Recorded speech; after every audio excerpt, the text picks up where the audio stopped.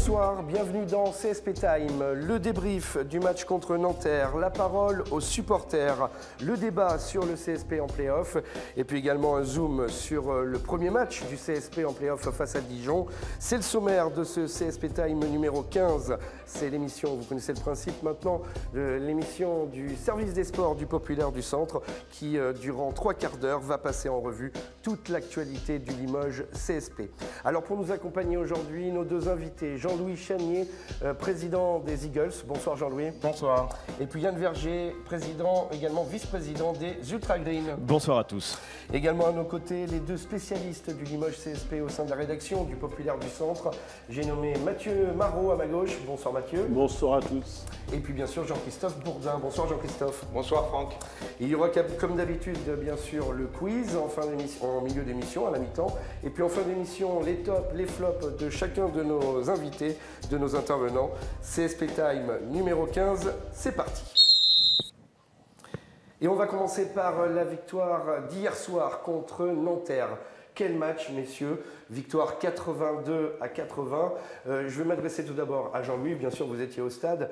C'était un petit peu les playoffs avant l'heure. Hein. Ah, c'était tendu à 7 secondes près. Forcément, le tir que tout le monde a vu de Drew Joyce, fallait le prendre. Quoi. Il fallait avoir les coronesses pour le prendre. Et puis bon, voilà, c'était un beau match. C'était vraiment un avant-goût de playoff.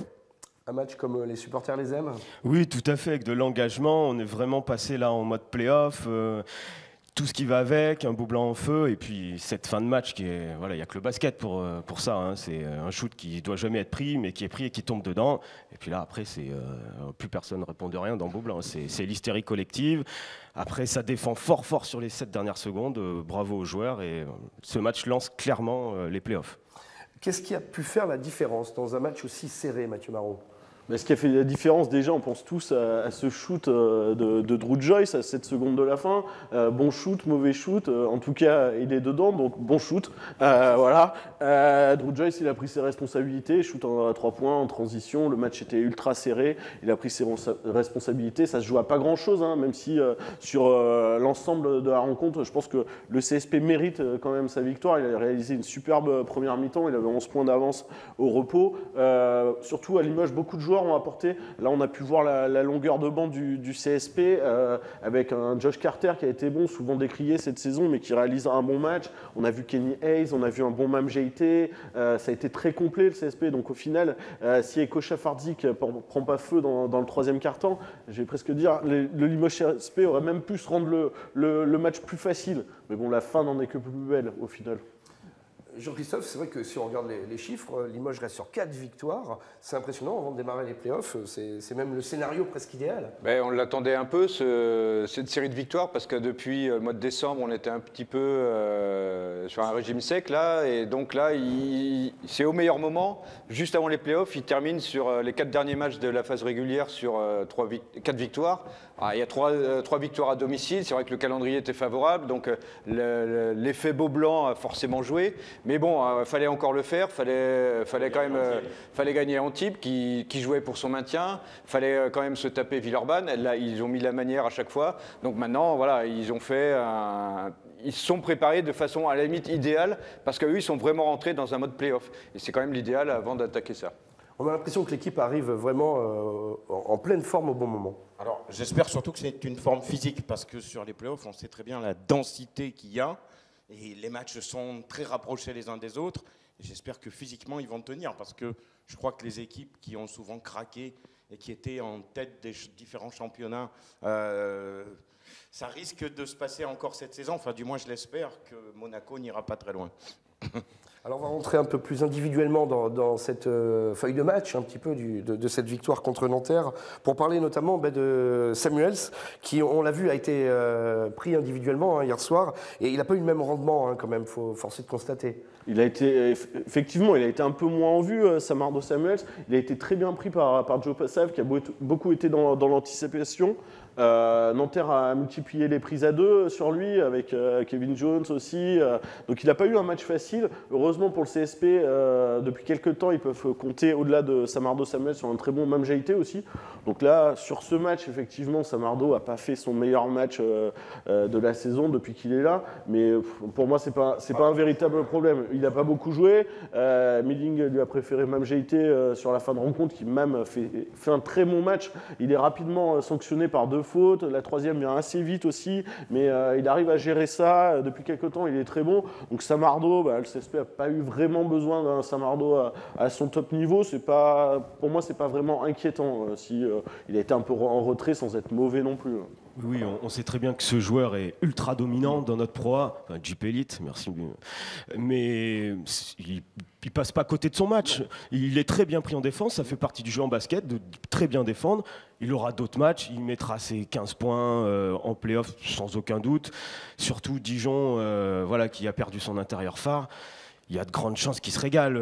Ça veut dire aussi qu'il est ciblé maintenant, qu'ils ont compris comment il jouait. Ouais. Donc, quelque part, Nanterre montre aux futurs adversaires de Limoges CSP comment on peut prendre Samardo Samuels et donc peut-être aussi renouveler ça. Donc, il va falloir aussi s'adapter. Ça peut libérer les extérieurs aussi. En périphérie, ça peut jouer, ça peut couper dans son dos et Mame peut le relayer avec un profil différent, plus rapide. C'est difficile sur les trappes. C'est compliqué plusieurs fois. Après, Milling peut travailler ça aussi. Ah, mais complètement. Non, mais ce qui est intéressant avec un joueur comme lui, c'est qu'au-delà de sa domination déjà physique sous les paniers, c'est qu'il a une vraie lecture du jeu. Effectivement, il a été embêté, c'est logique, sur les passes par rapport aux trappes, au renversement, mais il n'a quand même pas perdu beaucoup de ballons. Je n'ai pas la stat en tête, mais je ne pense pas qu'il perde beaucoup de ballons là-dessus. Un autre intérieur qui se ferait trapper comme ça, peut-être perdrait beaucoup plus de ballons. Lui, au final, il ne pénalise pas son équipe, même s'il n'a pas surnagé dans le match, il ne pénalise pas le CSP sur ses 16 minutes, je crois. Donc c'est pas un souci. Il ne pénalise pas du tout. Non. C'est vrai, quoi. Un mot de Kenny Hayes, lui aussi un petit peu en retrait. En retrait. Ah oui, si. Enfin, en stats, il n'a pas 10 déval, il est à 7, il n'a pas un pourcentage extraordinaire. En retrait peut-être. Je l'ai trouvé très précieux. Moi, je l'ai trouvé il fait quelques cost-to-cost, il met le shoot là, avant la mi-temps. Il faut aller le mettre. Alors oui, il met dans les dernières minutes, il disparaît un peu, mais il fait le taf avant quand même. Je suis pas d'accord. Moi, je trouve qu'il monte. Enfin, je suis plutôt d'accord avec toi. Je trouve que Kenny Hayes, au contraire, il monte plutôt en régime sur cette fin de saison. On l'a vu en Antibes, il a pris énormément ses responsabilités en fin de match. Oui, il est intenable. Il est intenable en 1 contre 1. Parce que je suis assez d'accord avec Christophe. Il a pris ses responsabilités sur ce match. Yann parle du shoot avant la mi-temps. Il a quelques éclairs. Il se cache pas dans le money time, mine de rien. Non, pour moi, Kenny Hayes, il passe pas à côté de son match. Non, il passe pas à côté. Non, on ne peut pas passer à côté. Voilà. Il est un tout petit peu moins bon. Je peux apporter plus. Oui. Je le trouve bon sur ce match. Je sais pas, on peut peut-être pas aller jusque-là. Quand même. Moi, je préfère ce profil de Riquin qui laisse venir le jeu à lui ou qui prenne 50 shoots par match. Il a pris ses responsabilités surtout. Là, je suis d'accord avec Yann. Ils se font bien dans le collectif. Regarde Chafarzik relance Nanterre parce qu'il s'enflamme, mais c'est quand même Chafarzik qui perd le match. C'est ce qu'il a dit. Ouais, Je suis pas d'accord, il perd pas le match, Jean-Louis. S'il met le shoot, c'est un héros. Après, tout le monde attendait. Le problème, c'est que tout le monde attendait que Eko Chafarzik prenne le dernier shoot. Alors les Limoges, ils sont quand même pas super stupides. Ils ont ciblé Eko Chafarzik et ce qui devait arriver arriva. Eko Chafarzik, il n'a pas pu avoir un shoot propre. Effectivement, il l'a raté. Après, moi, je m'interroge plus sur la stratégie de donner le dernier ballon à Eko Chafarzik, alors que tout le monde attendait à ce qu'il ait ce dernier ballon. Peut-être qu'un Jamal Schuller qui venait d'en mettre un juste avant aurait été aussi un bon choix. Il met des shoots avant, il avait quand même Drew Joyce sur le dos, il a pris des shoots super compliqués. Dans le troisième carton. La défense sur lui, bah oui. Mais pas dans le quatrième. Peut-être, mais bon, moi je trouve pas que c'est un mauvais pari. Un joueur comme ça, il est capable de n'importe quoi. C'est pas que c'est un mauvais pari, mais ce qu'il y a, c'est que tout le monde attendait à ce qu'il ait le ballon. Les Limougeaux attendaient, l'ont ciblé. Et dans le troisième carton, pareil. Et il s'est enflammé. Dans le troisième carton, on savait qu'il allait prendre des shoots. Il les prenait. Il les prenait même de très loin, parce qu'il en a pris un ou deux. C'était hallucinant. Dans les centres de Beaublanc. Il n'allait pas faire ça tout le match. Ça défendait sur lui. En plus, pas de Joyce descendait. Non, très gros shoot. 30 secondes, messieurs, sur peut-être Gibson, 0 points. Quand on regarde la feuille de stats, c'est vrai que ça peut interpeller. Bah lui, clairement, c'est quand même le Limougeot qui, pour l'instant, a du mal à se mettre au niveau de ses coéquipiers. Pour l'instant, c'est vraiment une déception.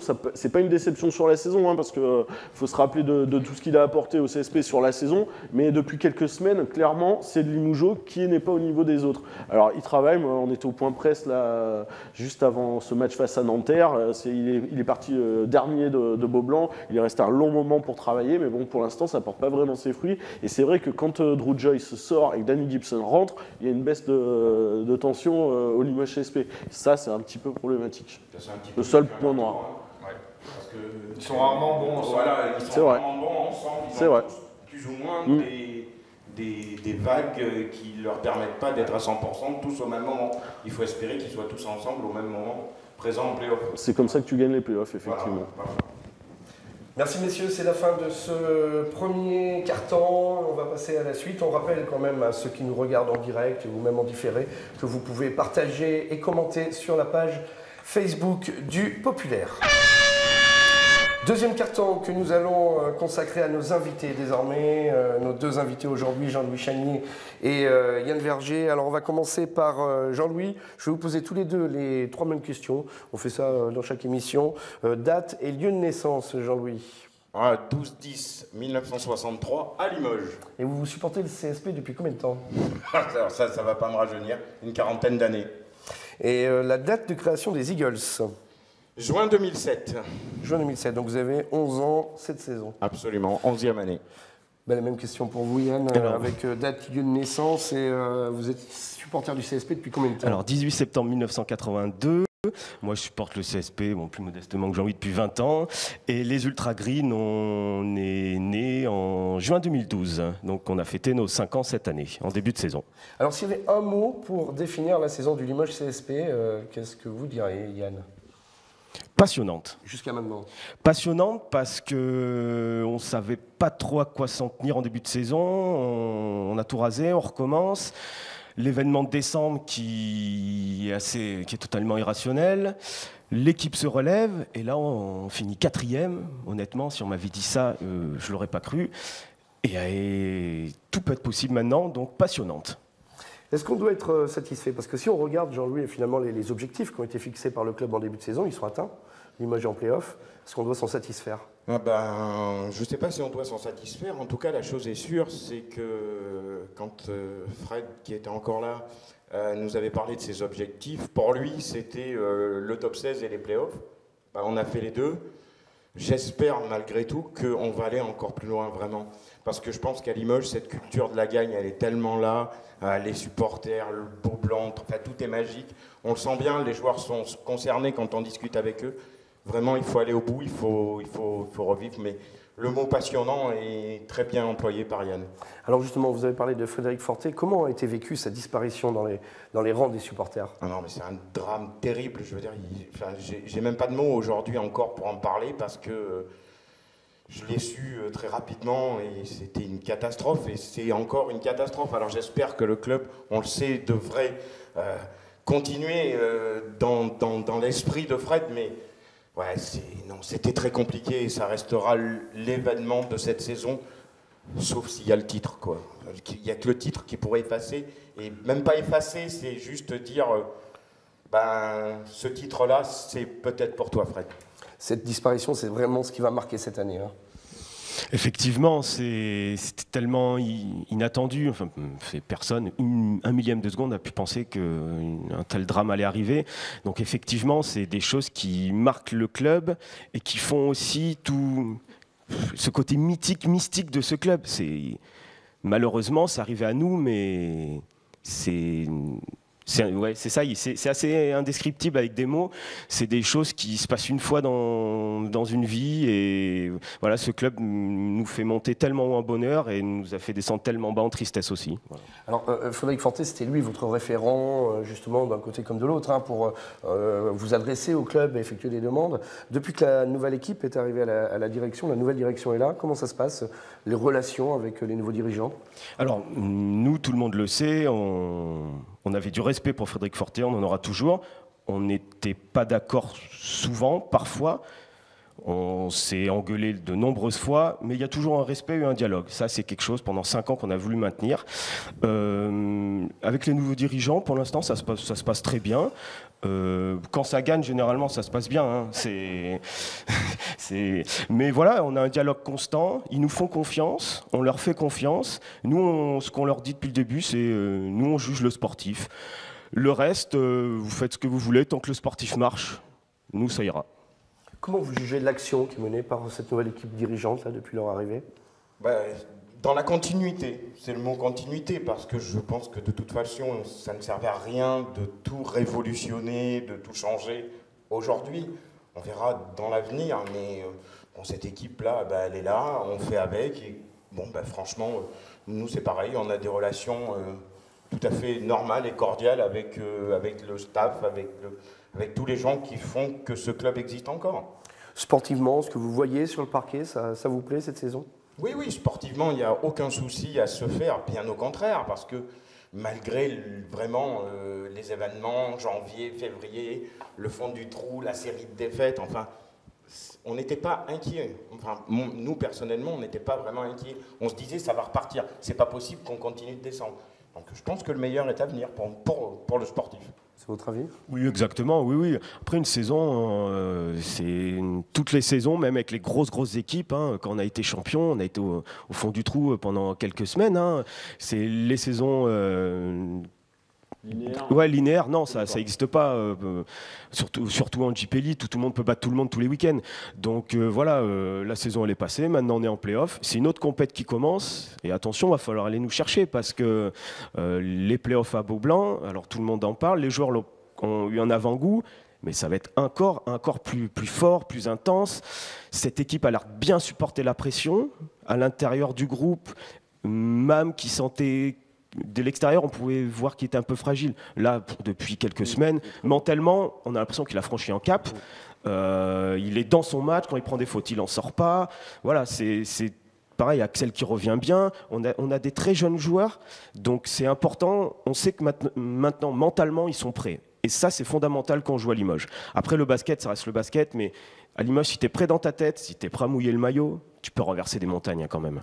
Est-ce que vous arriveriez à ressortir un seul joueur là, de cette saison-là pour l'instant? Celui qui plaît le plus aux Ultras là. Alors, nous... Ils ne sont pas objectifs. Non, on n'est pas objectif parce que... Alors, je vais anticiper sur la fin, je changerai mon top du coup.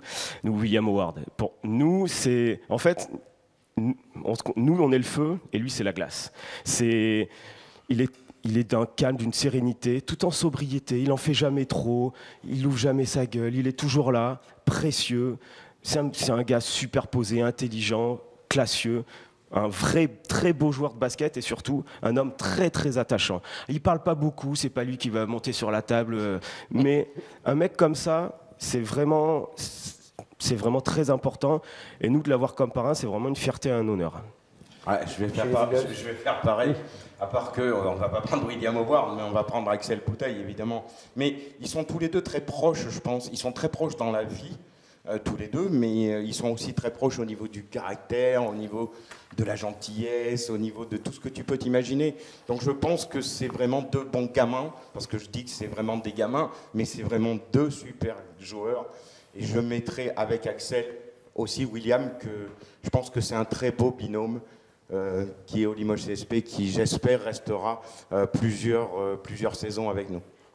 Merci Jean-Louis, c'est l'heure de la mi-temps et vous connaissez le principe, c'est maintenant l'heure du quiz. Un quiz que nous allons consacrer durant 5 minutes au thème sur les entraîneurs du Limoges CSP. C'est moi qui l'ai préparé, je vous le dis tout de suite. Donc soyez un petit peu indulgents et surtout cogitez bien parce que je suis allé chercher sur toute l'histoire bien sûr, des plus anciens jusqu'aux plus récents.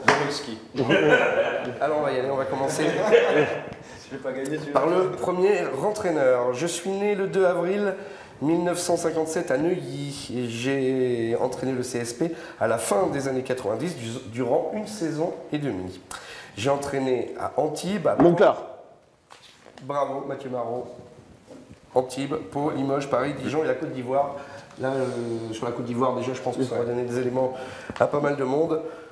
Et je suis il a révisé, Mathieu. Voilà, Pas du et puis, tout, tant pas qu'on du est tout, sur Jean. Jacques Monclar, on va le dire, on a le temps. Il a remporté 2 titres de champion avec Antibes en 91-95 et une coupe avec Dijon. Et c'était, il était au CSP en 98. 99, il a été viré en cours de saison suivante, courant la saison 99-2000. Je crois que c'est une saison où il y a pas mal d'entraîneurs qui passent au Limoges CSP. Ouais. Et il est aujourd'hui bien sûr consultant. Et deuxième entraîneur, toujours allez, un petit indice, un entraîneur qui a entraîné lui aussi pendant 2 saisons. Je suis né le 15 mai 1971, attention, à Cholet. J'ai été élu meilleur entraîneur de Pro B Éric en Gérard. 2007. Non. Je suis arrivé Meilleur en entraîneur de Pro B, hein. 2007. Et je suis arrivé à Limoges justement juste après ce titre. Cousin Olivier Cousin. Eh oui, Olivier Cousin. Bien. bravo. Voilà, et lui aussi, Bien joué. il a été donc, entraîné Limoges pendant Pas 2 du tout, saisons, on connaissait tout même à pas le fait. thème. On va être honnête. Avant que le club s'en sépare en 2009, il est passé aussi après Limoges par Pau, on se rappelle, où il n'a pas bien marché à Pau également. Vous savez ce qu'il fait aujourd'hui, Olivier Cousin? Il est au Canada. Ouais. Il s'occupe d'étudiants, je crois. Il est entraîneur dans une fac. Ouais. Donc un très ouvert d'esprit, c'est vrai qu'il y avait autre chose que le basket, c'est vrai un peu dans la tête, non? Ouais, c'était un peu rigide quand même. Hein. C'était pas le plus fun apparemment. Quand même, il faut le dire, c'était Quimper, bien évidemment. Voilà. Voilà, je l'avais gardé Mais pour la il fait fin. du très bon boulot à Quimper. Ah, il a Allez, même le battu troisième. Limoges en Je me paix. recule parce que moi j'ai écrit gros sur mes feuilles et je vois les petits regards par-dessus l'épaule. Alors on va y aller. J'ai entraîné une saison au milieu des années 90, on parle là. Pareil, même il a démarré la saison avant d'être coupé au bout de quelques mois faute de résultats. C'est vraiment un entraîneur qui était vraiment mythique à l'époque. Il a gagné- Zwicherf Zwicherf, c'est ça. Vous voulez jouer Non, Zwicherf, vainqueur de la Coupe Korach en On avait le droit de 93. participer. Entraîneur du Maccabi, de l'Aris Salonique, du PAOK, de Moscou, de Limoges, 10 fois champion d'Israël. Heureusement, il nous a pas dit qu'il était né en Israël. Et oui, je l'avais gardé pour la fin, évidemment. Plus les indices apportent, plus je les garde pour la fin. Il était à Limoges en 80, Zwicherf, 91, 95. 95. Oui, c'est après. milieu Ouais. de- Ouais, après non, le titre ça, de ouais, champion c'est après d'Europe. le titre. Ouais. 4e entraîneur. Pour l'instant, c'est un carton plein pour Mathieu Marot. 3, c'est 0, sa tournée. 0, 0. Ouais, voilà. J'en Allez, on y connais va. ce Donc, soir, il a j'en même mathématiquement gagné déjà, puisqu'il ne nous reste plus que 2 questions. Le 4e entraîneur à découvrir fait partie des 3 seuls entraîneurs de Limoges qui sont venus entraîner par 2 fois. Ils ont été virés avant de revenir plusieurs années après. Celui-là. Michel Gomez. Pas mal, mais non. Il est né en 1954. Déjà, je sais que vous avez trouvé dès que je vais vous dire le lieu de sa naissance, à Tourcoing. Il est venu donc à Limoges en 1992. C'est un peu le pompier de service, hein, cet entraîneur. Il a souvent été appelé dans les clubs quand ça allait mal, quand il fallait les sauver. Ouais. Didier Ouais, Dobels. Didier bravo, Dobels, Jean-Louis. Tourcoing. Ouais. Voilà, qui a été. Plus évident, on les a pas, quoi. Voilà, il est originaire joué du sur Nord, il a celui-là. joué à Pas Berck. Fanny, je suis pas Fanny. Entraîneur à Gravelines, Brest, Limoges, PSG, avant de revenir à Limoges en 2000, 10 ans plus tard quasiment, Bourg, Pau, puis Orchy. Il a été 2 fois champion de Pro B, Didier Dobels. C'est ça son palmarès d'entraîneur. Allez, 5e entraîneur, celui-là je l'ai gardé pour la fin parce que je trouve que c'est le plus dur. Donc il va falloir que j'y tienne un petit peu, Mashkovic. messieurs. Non. Entraîneur du début des années 80, qui a entraîné le CSP durant 3 saisons, donc quand même quelqu'un d'assez charismatique. Pierre Dao. Dao. Pierre Dao, Ouais. bravo, allez, c'est gagné. Voilà, Pierre Dao. C'est pour Yann la tournée. Voilà, il est passé par Poitiers, Pierre Dao, il a C'est entraîné noté, Limoges. Yann. En 1983, entre 1983 et 86, il est arrivé de Poitiers, puis après il a fait une carrière internationale après Limoges, on le rappelle, équipe de France, DTN, et puis après plein de missions en Afrique, au Mali notamment. Et à Limoges, il a quasiment tout gagné, sauf la 3e année, et ce qui fait que le club s'en est séparé. Voilà donc pour ce quiz, messieurs. Merci. Victoire donc de Mathieu Marot pour cette nouvelle édition. On enchaîne avec l'actualité. Maintenant, on va parler de choses sérieuses, à savoir des playoffs et ce qui attend le Limoges CSP. Et on attaque ce 3e quart-temps avec le thème du Limoges CSP et des playoffs, savoir comment le club va attaquer cette nouvelle période. Vous disiez tout à l'heure, c'est un nouveau championnat, une nouvelle compétition qui démarre. Mathieu, quel est votre avis sur les capacités de ce CSP dans cette phase finale ? D'abord, je pense que Yann avait raison, c'est vraiment les playoffs, c'est vraiment une nouvelle compétition qui débute. Le CSP avait comme objectif d'y participer. Après, à la question, le CSP peut-il se satisfaire de participer aux playoffs? Moi, j'ai tendance à répondre non, pas du tout. C'était vraiment pour moi un objectif minimum de participer aux playoffs. Maintenant, le CSP y est, on y est. Je pense que le CSP peut faire quelque chose. Déjà, on va parler de Dijon un peu plus tard, mais c'est un très bon tirage pour les quarts de finale. Ils viennent de perdre Jacques Alinguet, leur intérieur, qui a réalisé une superbe saison. Donc la voie est ouverte, sans être présomptueux, vers les demi-finales. Après, on verra. Mais je pense que le CSP a vraiment son épingle à tirer. D'abord parce que beaucoup de ses joueurs sont en forme actuellement. Il a une vraie profondeur de banc. Et il va arriver en pleine confiance et sans pression quelque part. Il y a toujours de la pression à Limoges. Mais au moins, il y a cette satisfaction d'avoir atteint l'objectif à minima, participer aux playoffs. Maintenant, quelque part dans les têtes, c'est que du bonus pour les joueurs, même si le public va bien leur faire comprendre qu'il va attendre beaucoup plus qu'une simple participation aux playoffs. Donc le CSP peut aller loin. Gagner le championnat, pour l'instant, je n'irai pas jusque-là quand même, parce qu'il y a des équipes qui me paraissent très impressionnantes, et notamment Strasbourg. Mais faire de bons petits playoffs, ouais, pourquoi pas. Ouais. La bonne dynamique peut apporter au club là sur cette série de matchs qui les attend? Faut espérer. Et puis après, voilà, il y a cette culture dont parlait Jean-Louis, une culture de la gagne. Donc il y a un moment, ok, ils ont rempli leur objectif, ils sont en play-off, mais effectivement, faut espérer que les joueurs, ils vont pas se dire, bon, voilà, ça y est, on a rempli l'objectif, maintenant c'est du bonus, machin. Alors effectivement, hein, je pense qu'ils sont lancés, mais bon. Il reste à prouver la solidité de cette équipe sur la longueur, parce qu'on a vu la deuxième partie de championnat qui a été quand même super compliquée. On les a vus avoir des trous d'air énormes. Donc là, effectivement, ces 4 derniers matchs, ils sont enthousiasmants. On se dit, ça y est, ils sont lancés, ils sont sur la bonne dynamique. Mais maintenant, il va falloir le prouver sur les playoffs. Les playoffs, c'est une autre dimension, c'est une autre pression, c'est des déplacements rapprochés. Alors bon, voilà, sur le papier, effectivement, tout semble concorder en faveur du Limoges CSP. Maintenant, il va falloir le prouver sur le terrain. Tu m'aurais dit le CSP à moins d'une minute de la fin qui perd face à Nanterre, qui potentiellement affronte Le Mans en quart de finale sans l'avantage du terrain. J'aurais été nettement moins optimiste pour le CSP, ça s'annonçait compliqué. Mais là, déjà, Limoges est sur une bonne dynamique, va affronter Dijon qui est moins bien dû à l'absence de Jacques Alinguet, même s'ils ont fait un bon match à Strasbourg. Donc la voie, elle est royale pour l'instant. Hein. Sans faire offense à Dijon, non. Probablement, c'est le meilleur tirage qu'il pouvait y avoir sur le quart de finale. De loin. Clairement. Voilà, donc après, c'est pas dire on va passer, on va aller en demi, mais franchement, un rêve absolu, c'est le Limoges-Pau en demi-finale.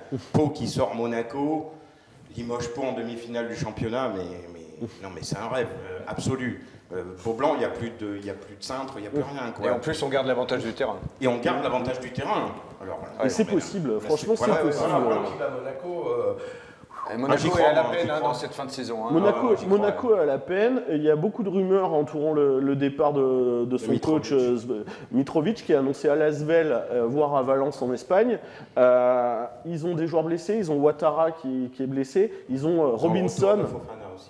Fofana qui a quasiment pas joué un match de l'année, qui revient juste. Et ils ont Robinson, a priori, ça n'a pas été officialisé, mais a priori, qui serait blessé pour 3 semaines. Tout ça, plus une dynamique qui est quand même pas très favorable. Ils ont perdu à domicile face à Pau. Ils ont pris une rouste à Villeurbanne.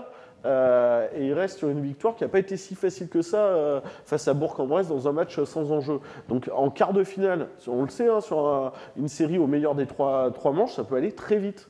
Et Pau est dans une bonne dynamique, donc pourquoi pas. Les supporters, ils voient, comme dit Jean-Louis, ce match possible face à Pau, mais vous en attendez quoi? Vous voulez que le club aille, ou c'est quoi votre objectif de supporter pour nous, quand je vois Limoges, l'objectif c'est le titre. Voilà. Une fois dit ça, après il faut être réaliste. En face, il y a des très très grosses teams, comme tu disais Strasbourg. Cette année, il va falloir vraiment aller le chercher. Mais après en play-off, il suffit qu'ils perdent un gars, il suffit que tu prends le premier match. Après, voilà. Avant de parler de ça, il y a Dijon. Voilà.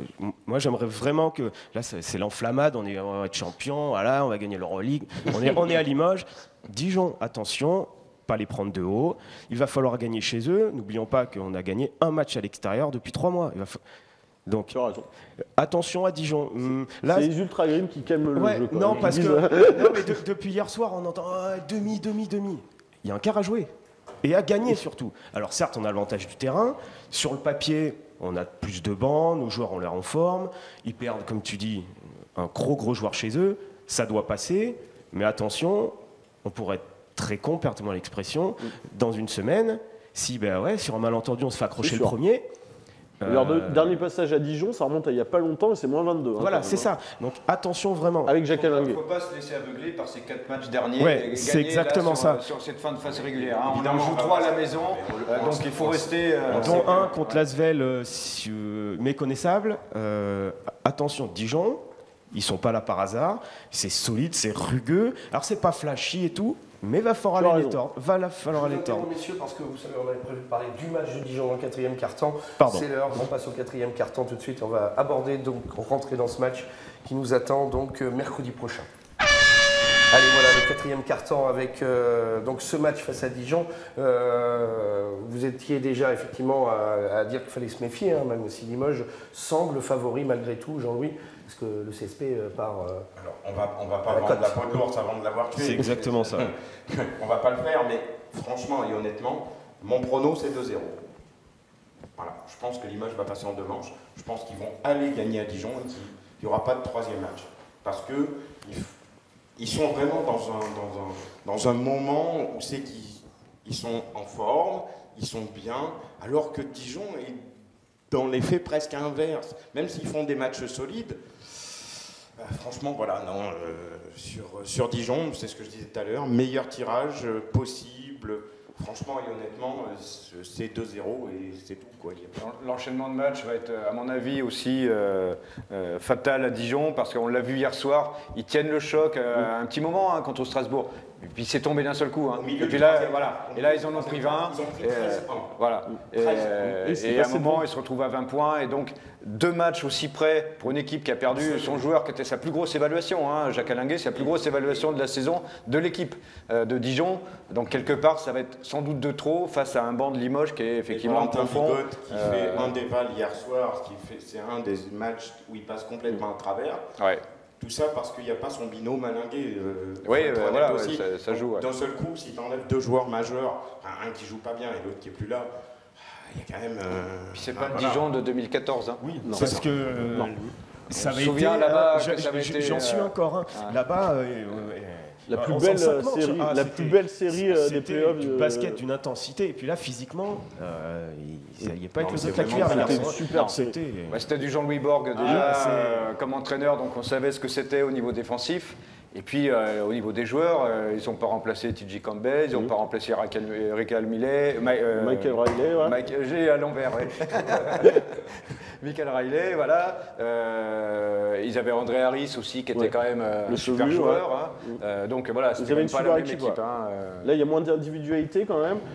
Bon, ils ont recruté pour remplacer Jacques Alinguet. Ils ont fait venir le pivot de Blois, Ferrel, qui apparemment a fait une bonne saison. Moi, j'ai pas trop suivi la Pro B, j'avoue, mais apparemment, j'en ai entendu beaucoup de bien en tout cas. Après, il vient juste d'arriver. Tu peux pas arriver du jour au lendemain en play-off, prendre tes 30 minutes et faire 15 dévals. Ça semble compliqué.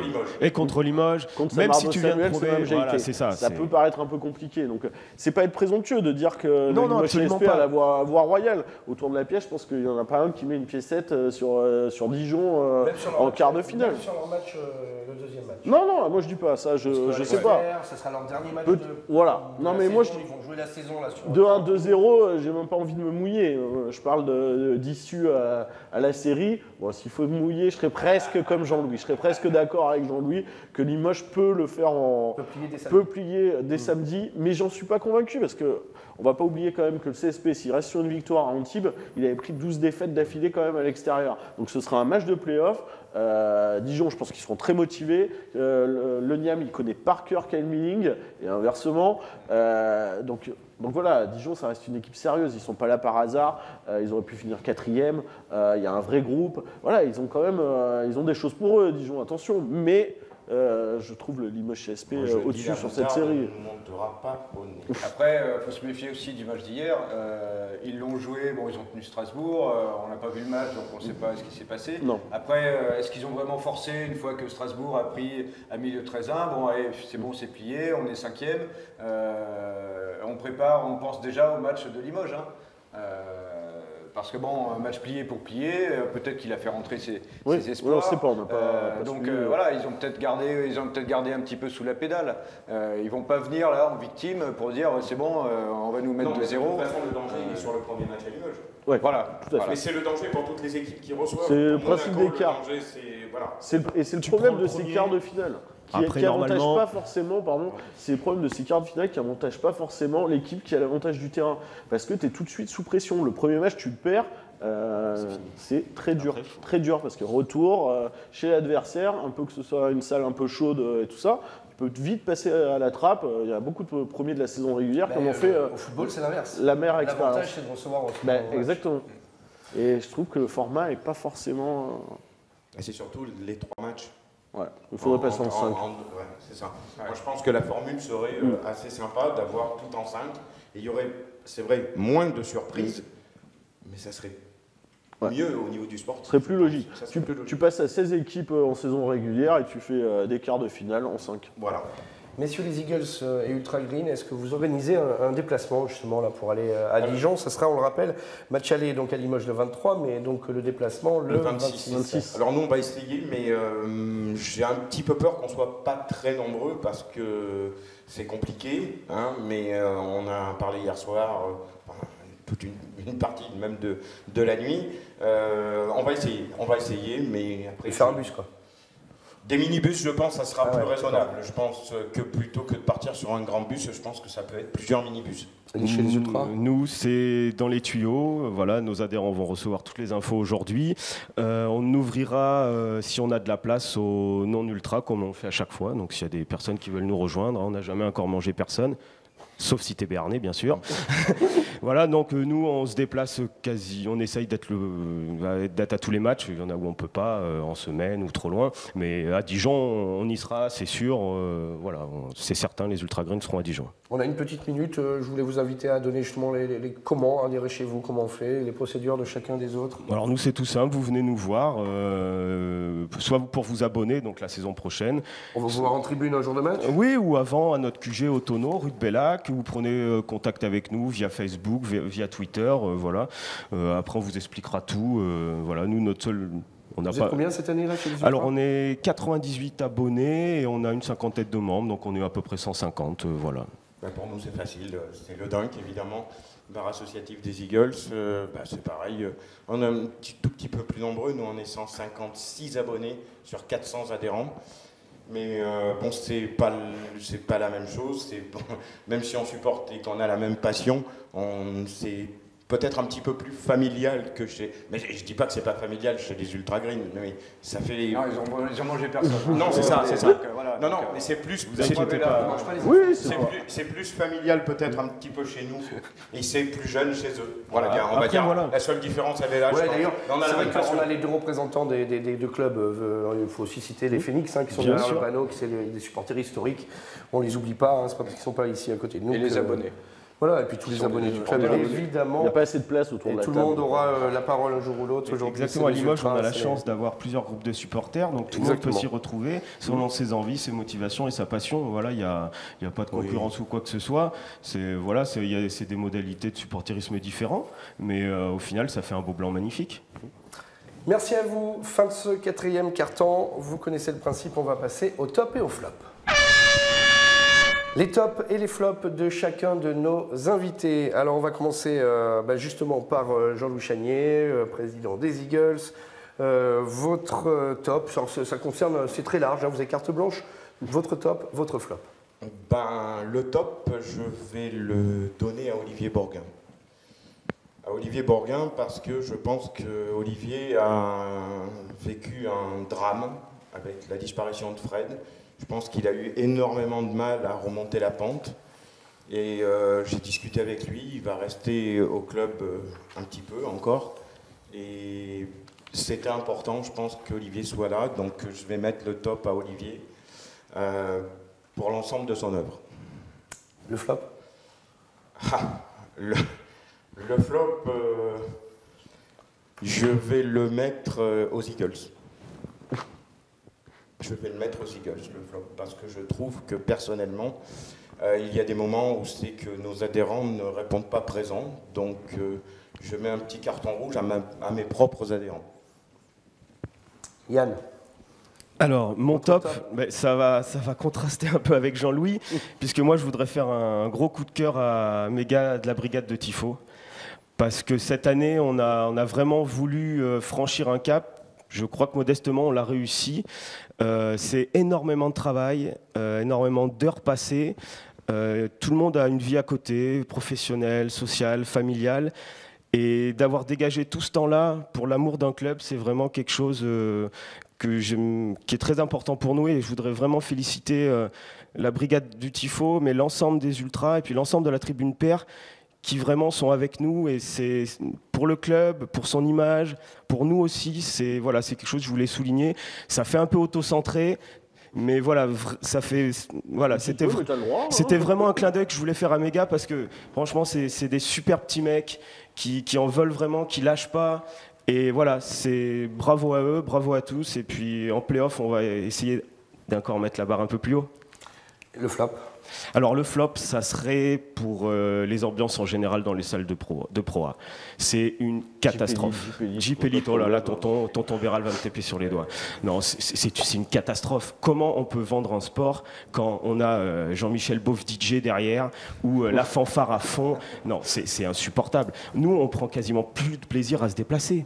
Parce que soit c'est boîte de nuit, soit c'est fanfare. Non, c'est insupportable. Laissez vivre les salles. On se plaint qu'il n'y a pas d'ambiance, mais oui, si elle est couverte pendant 40 minutes par des cris, par des jingles, des trucs qui n'ont rien à voir en plus avec le basket, enfin non, c'est insupportable à regarder et à être dans les salles. Laissez vivre votre public, c'est tout. Voilà. Tu sais que c'est souvent parce qu'il n'y a pas vraiment d'ambiance qu'ils montent le son de la sono. C'est l'œuf et la poule. Oui. D'accord. Non, le summum, c'est Salin de Seine, quoi. Partout où il passe, ça devrait être interdit. Honnêtement, la LNB devrait faire quelque chose. Non, c'est irregardable et surtout c'est inaudible. Et t'es pas à la Foire Expo, garçon. Oh, doucement là. Laisse vivre ton public. Non, insupportable. Voilà, donc nous, on n'en peut plus, quoi. Jean-Christophe, top et flop. Alors mon top, il tombe un peu mal parce qu'il vient de faire un match super mauvais, c'était Valentin Bigotte. Il vient de faire un match à un point. Son top de la dernière émission, c'était Lawa Konaté. Ouais, en général, les gars où je fais des tops, c'est plutôt pas mal, hein, parce qu'il va peut-être être mauvais contre eux. Mais moi j'avais bien aimé ce joueur-là qui vient d'un peu nulle part, un jeune Français qui a du temps de jeu, qui prend ses responsabilités. Il était arrivé peut-être un peu tôt à Nancy à l'époque, il n'avait pas été utilisé par Alain Veil. Et là, on le voit arriver, et il n'est pas foncièrement, physiquement hors norme, mais quelle efficacité, quoi. Et bon, j'aime bien voir des jeunes Français comme ça, qui ont raté une première marche une fois, qui reviennent et puis qui s'affirment. Ça, je trouve que c'est pas mal. Mon flop, je vais le mettre à cette espèce de sentiment de victimisation et de paranoïa qui est en train de développer, il me semble, le Limoges CSP, en se faisant passer pour des victimes. Bon, ça me gêne un peu de voir des gens dire « Ah ouais, mais on se souvient que voilà, ils n'ont pas été gentils avec nous et les arbitres si… » C'est bon, quoi. Est-ce que c'est le rôle de ces personnes-là de prendre ces positions-là? Aujourd'hui, le Limoges CSP avance sans qu'on ait besoin de créer de polémique autour de l'équipe. Voilà, elle a suffisamment à s'occuper d'elle. Les gens ont suffisamment à s'occuper du club. Avancer, jouer les playoffs, gagner-les parce qu'ils sont capables de les gagner. Et puis tout ira bien. Mathieu, c'est vous qui avez l'honneur de conclure cette émission. Mon top, ce sera Mame Jaïté, parce que Yann en a un petit peu parlé tout à l'heure. C'est vrai que Mame Jaïté, il est arrivé à Limoges avec une réputation de joueur un peu soft, mentalement peut-être un peu friable.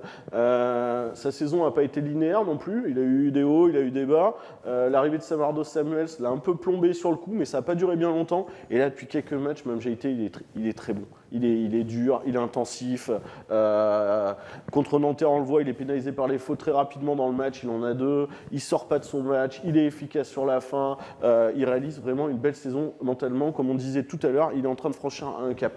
Et mon flop, ce ne sera pas un flop parce que je me suis un peu emballé ce matin quand j'ai vu que David Pic, un journaliste sur Twitter, disait que Léo Westermann ne participerait pas au Final Four de l'Euroleague à Belgrade.